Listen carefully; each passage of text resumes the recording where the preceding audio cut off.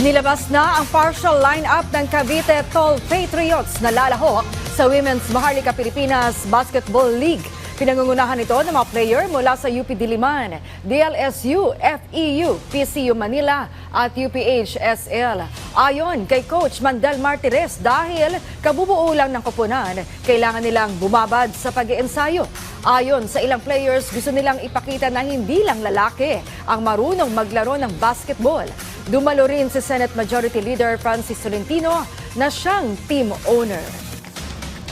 To be competitive with other countries kasi malakas na tayo sa kalalakihan, yung gilas, yung kababaihan ay hindi pa gasino. So far, masaya po yung chemistry. Nag-enjoy kami, coaches. Nariripiling kami, buhay din kami.